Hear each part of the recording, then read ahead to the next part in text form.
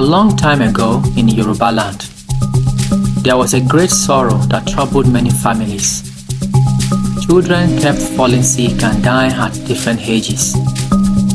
Some were just babies, some were teenagers, and others were already adults in their 20s when the sickness would take them. The villagers didn't know what caused it.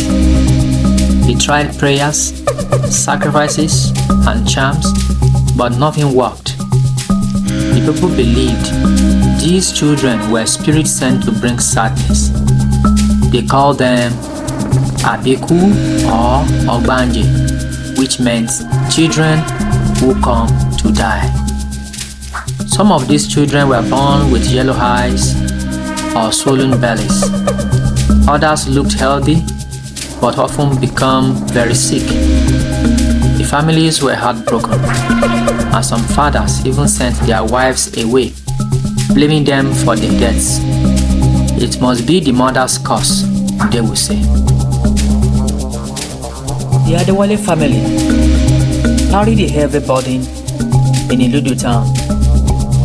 Their home, a modest compound surrounded by a crumbling clay wall, stood apart from the rest of the village. No children played in their courtyard, and no neighbors ever crossed their threshold. A dark cloud of whispers and suspicion hung over them, for they were the family of Abiku. Others warned their children to stay away from their family compound. The town's young men were strictly forbidden to marry any of Adewale's daughters, lest the curse taint their own bloodlines. Even Adewale's sons found no suitors, as the villagers believed the curse flowed through the veins as well. Over time, the family became a living parable of misfortune. One night, Aino, the youngest daughter of Adewale, took ill. Her mother, Yetunde, sat by her side, tears streaming down her face as the cloud rumbled. It was a stormy night. I know, my child. Why do you torment us so? She whispered. The girl, now 10 years, but with an outwardly wisdom in her gaze, smiled weakly. Mama, I feel so weak. And believe me, I don't understand what is happening to me. I don't see any strange thing, as Baba Fasheyi claimed. I do not go to any group. Don't see strangers. I do not have strange dreams. Why would I torment you, my mother? I love you so much. I see how you and Papa struggle to take care of me and my siblings, despite the attitudes of Iludu people toward us. I believe one day you will find a cure to this illness. Even if I die, Mama, please take heart. Don't let the people break your spirit. I am not Abiku. I'm not an Ogbanje. I'm just sick. And I know I may die this night. But I want you to know, Mama, that I appreciate all your cares. I love Papa too. I love you both. But take heart. If I die tonight, Mama, don't let them bury me in the evil forest. Just bury me here, and you people should leave this town. Go to another place where you'll be welcomed, and I'm sure as you go, God will be with you. Adewale could no longer bear the words of our dying daughter anymore. He ran out of the house, stood in the rain, and let out a loud cry. Why me? Why my family? I have lost 10 children, and the 3 I have now are sick too. What have I done to deserve this? 3 days later, Aino died, just like the other children before the age of 12. Adewale took his family and left the village for an unknown destination. Till today, Nobody knew where Adewale and his family went. Years later, in a little town, other families started having similar problem to that of Adewale. Their children took ill and they started dying at early age. Some died before the age of 10, while some grew up to marry and die. The curse persists in that town and this spread to neighboring villages.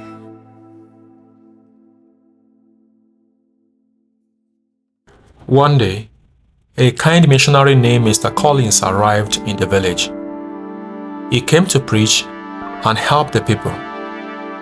When he heard about the Ogbanje or Abiku children, he decided to find out what was really happening. Why do you think your children are spirits? Hope you don't mind explaining to me?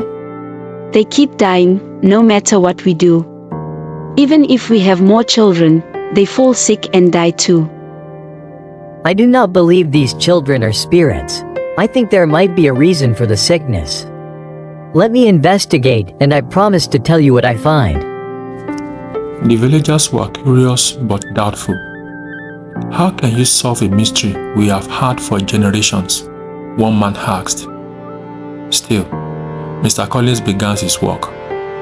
He visited many families, asking them questions about their children.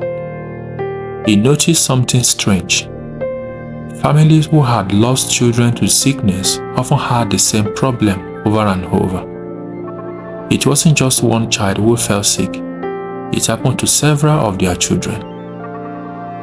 Could it be something they are born with? Mr. Collins wondered.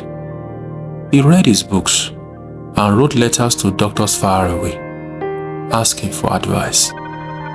After many weeks, he finally discovered the answer. One evening, he called the villagers together. I have found the cause of the sickness, he announced. The people gathered around, eager to hear what he had to say. Your children are not spirits. Honestly, they are not. The sickness comes from something inside your body. It is in your blood, something called genes. Genes? The villagers murmured. They had never heard of such a thing. Mr. Collins explained. Genes are like tiny instructions inside us that we get from our parents. They decide things like how we look, the color of our skin, and even how our bodies work. Sometimes, when a father and a mother have certain genes, they can pass on a problem to their children without knowing it. That problem can make the children sick. The villagers were confused. How can something so small cause so much trouble? One woman asked.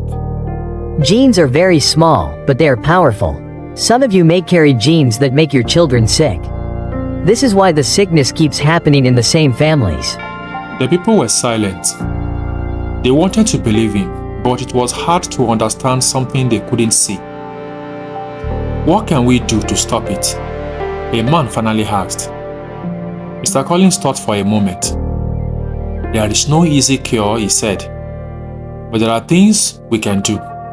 First, I will teach you ways to keep your children healthy, like clean water, good food, and medicine for when they are sick.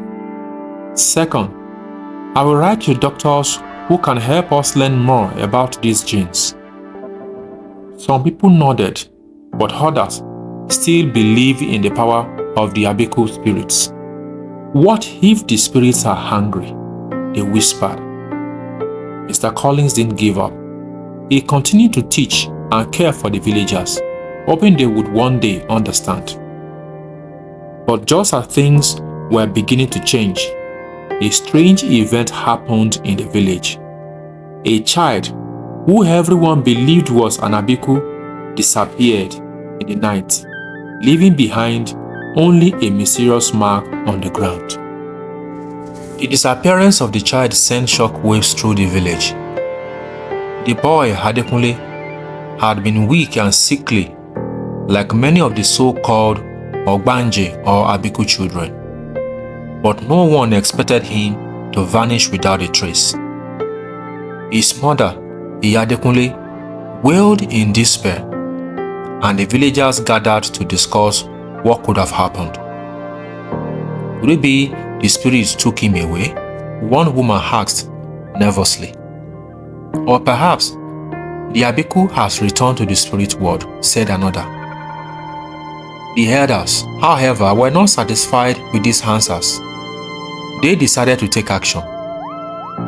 This is not just a matter of spirit, declared Baba Shijuade, the elders.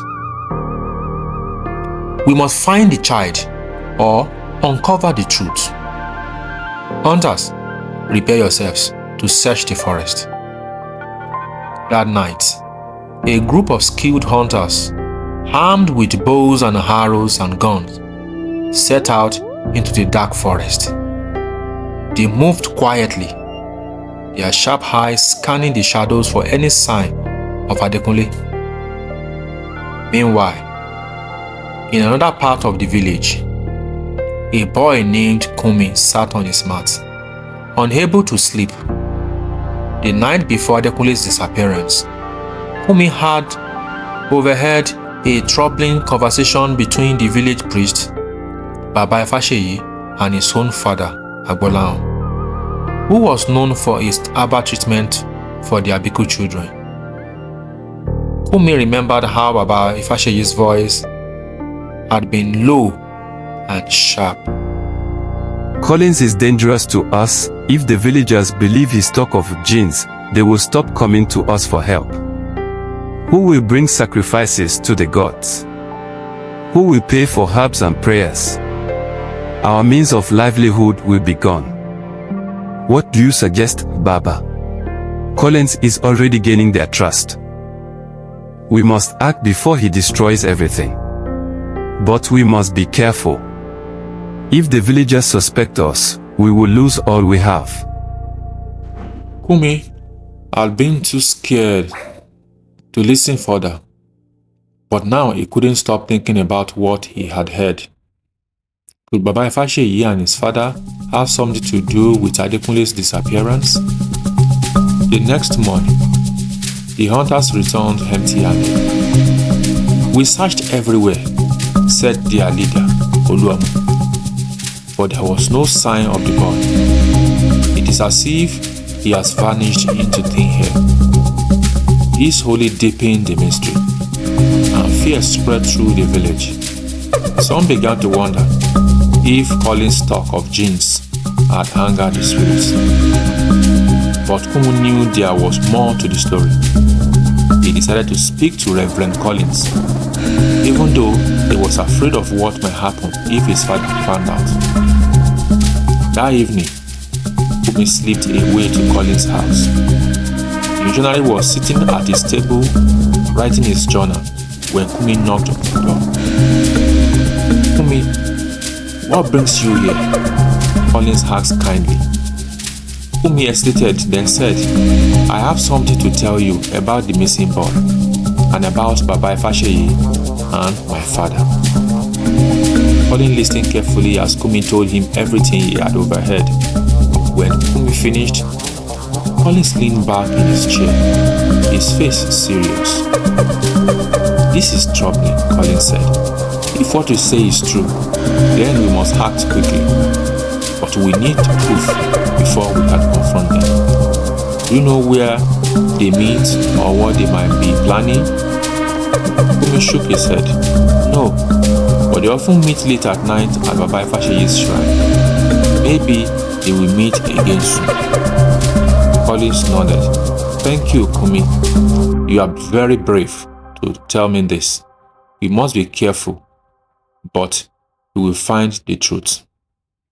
That night, Collins, Kumi, and a trusted villager named Akin planned to secretly watch the shrine to see what Baba Ifasheyi and Agbolan were up to. As the moon rose high in the sky, they crept through the shadows and hid near the shrine.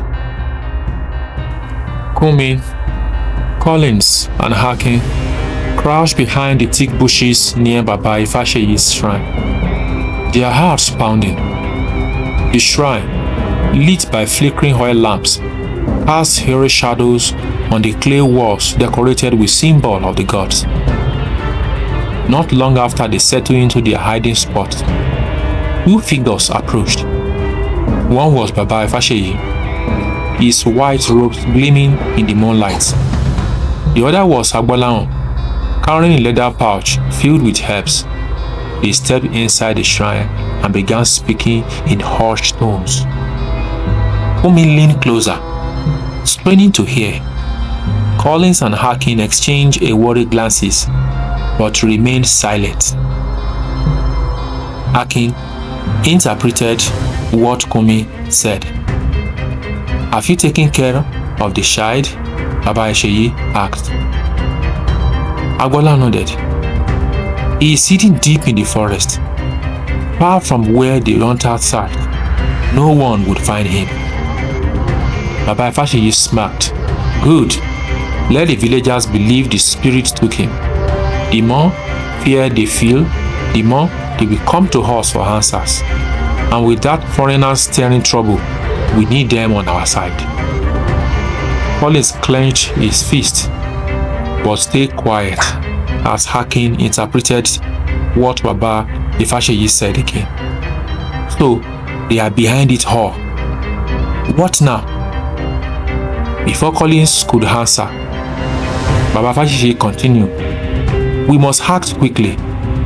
If Collins keeps talking about genes and sickness, the villagers will start doubting us.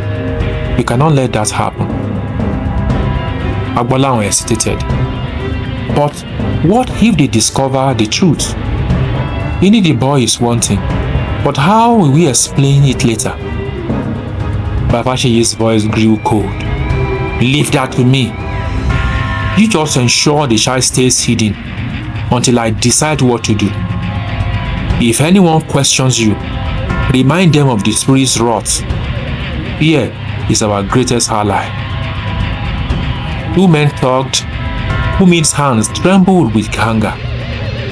These were his own father's words, lies meant to keep the village in darkness. Collins whispered to Hakim, "We have to save the boy and expose the truth, but we need a plan." Hakim nodded. "The hunters trust me. If I tell them where to search, they will find the boy. But we must act before Baba Ifasheyi moves again." Kumi, his voice barely a whisper, said, "And I can watch my father. If he leaves the house tonight, I will follow him." Meanwhile, Collins and Hakim gathered the hunters. Hakim spoke urgently. "We've learned where the boy is hidden. We must move now before it is too late." The hunters, armed and determined, set out in the night, guided by Hakim. Reverend Collins followed, praying they would reach the boy before anything worse could happen. Deep in the forest, Agbolahan arrived at a small clearing. Kumi watched from behind a tree as his father approached a makeshift shelter. Inside, Adekunle lay on a mat, weak but alive. Agbolahan knelt beside the boy, whispering, "Don't worry, I will bring you food and water tomorrow. Just stay here and don't make any noise." Kumi's heart ached as he saw the boy's condition.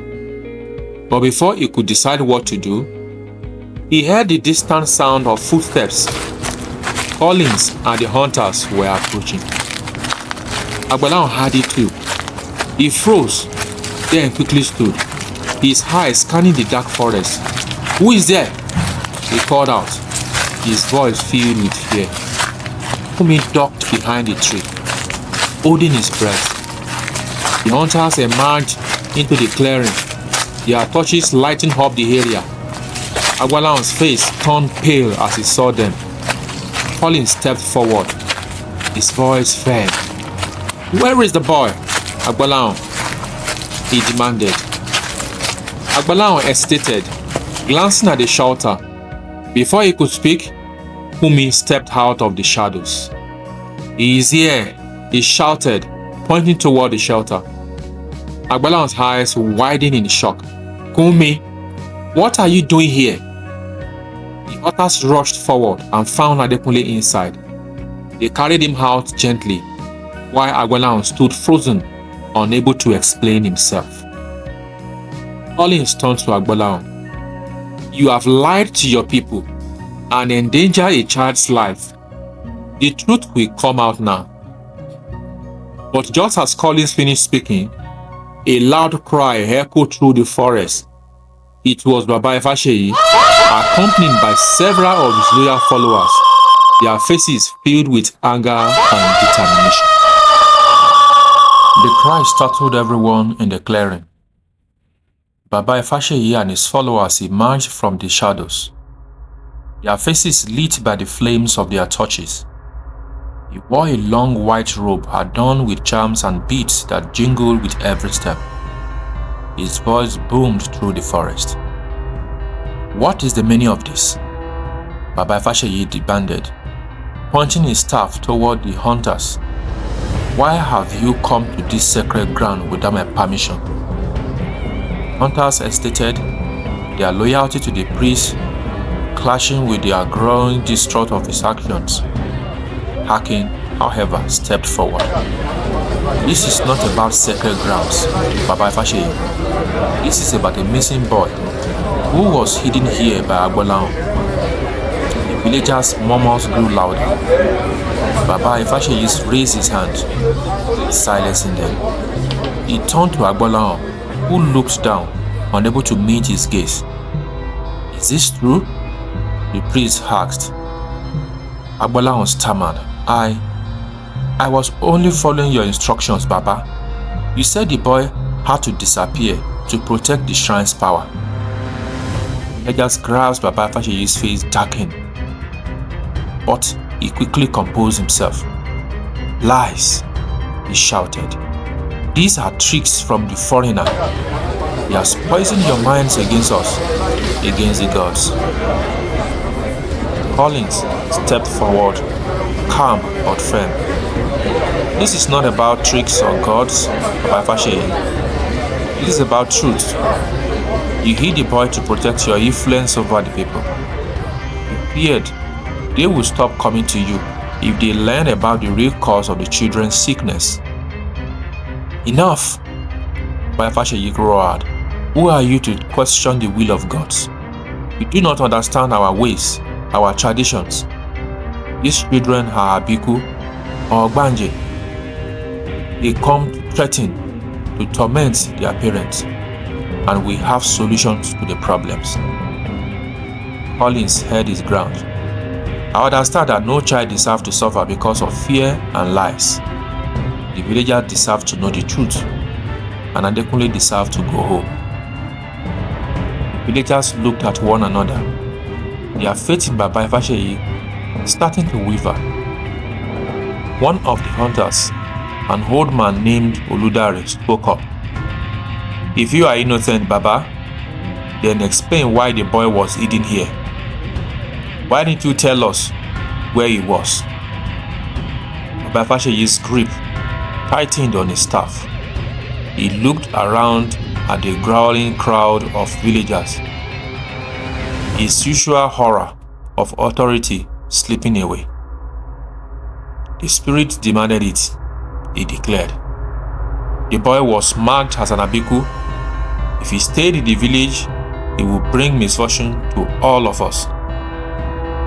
"Is that what you told my father?" Kumi's voice rang out, strong and clear. He stepped forward, his small frame trembling with courage. "I heard you, Baba. You said if the villagers listened to Mr. Collins, they wouldn't bring sacrifices anymore. You said you needed them to stay afraid." The villagers gasped again, this time louder. Baba Ifasheyi's face twisted with anger. "You dare accuse me, boy?" he hissed. Kumi didn't back down. I'm only telling the truth. He wanted everyone to stay afraid of the spirit so they wouldn't stop coming to you. But Mr. Collins is teaching us that the sickness is not from spirits, it's from something in our blood. Baba Ifasheyi raised his staff as if to strike Kumi, but before he could, Oludare stepped between them. Enough of this, he shouted. We've had enough of fears and lies. If the boy speaks the truth, then we must hear it. The crowd began to turn on Baba Ifasheyi, their worshippers growing into angry shouts. The priest stepped back, his confidence faltering. Collins seized the moment. Let's bring Adukule back to the village and care for him. Together, we can find real answers to protect the children. But first, we must hold Baba Ifasheyi and Agbola accountable for their actions.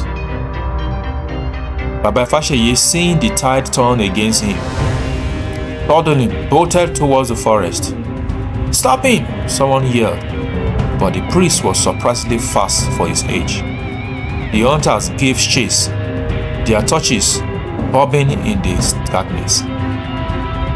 Agbola, left behind, sank to his knees. I only did what I thought was right, he muttered, his voice breaking. I didn't want to lose everything. Kumi looked at his father with tears in his eyes. You didn't think about what you were doing to others, Baba? To Adekunle? To me? The villagers began to gather around Agbola, their faces a mix of anger and pity.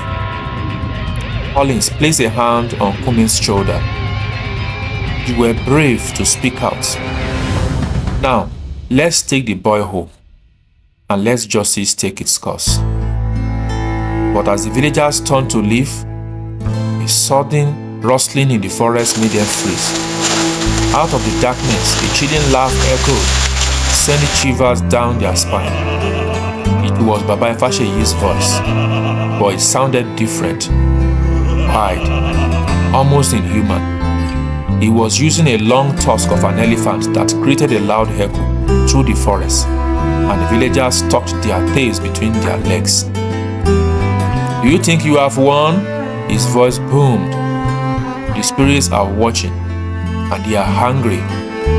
The villagers clutched to each other, fear returning like a heavy cloud. Collins stared into the darkness, his resolve hardening. We must face this, no matter what, he said quietly. The hunt for the truth, and for Baba Ifasheyi, was far from home. Weeks later, foreign doctors arrived in Iludun to carry out a medical test. The news about the discovery spread beyond the village of Iludun. When word reached the Alaafin of Oyo, the powerful king of the Oyo Empire, he was deeply moved. The king summoned his council to discuss this new understanding of the Abiku phenomenon. This sickness has plagued our people for generations, the king said. If this foreign knowledge can save our children, we must embrace it. The Alaafin ordered messengers to travel to neighboring villages, towns, and cities across the Yoruba kingdom. The message was simple. Come to Oyo for the blood test. Learn the truth about the sickness called Abiku or Ogbanje. Collins and the team of doctors became the center of this campaign. For 2 years, they traveled across the land, setting up makeshift clinics and explaining the importance of understanding genotype. Collins worked tirelessly, often speaking under the scorching sun or late into the night by firelight, teaching people about Sickle Cell Anemia. The doctors explained that every person carries genes that determine their blood type. Some people had genes that, when combined with others, caused the illness. They taught people how to test their blood and urged prospective marriage mates to check their genotype before getting married to prevent their children from inheriting the condition. At first, there was resistance. Many elders clung to the old beliefs, and some priests warned against abandoning traditional practices.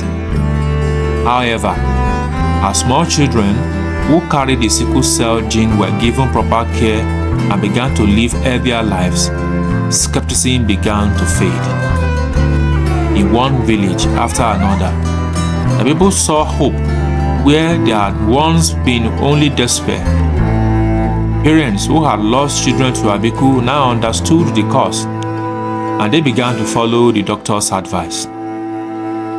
Communities celebrated when children previously considered doomed grew stronger with the right food, medicine, and love. By the end of the second year, the Yoruba kingdom was transformed.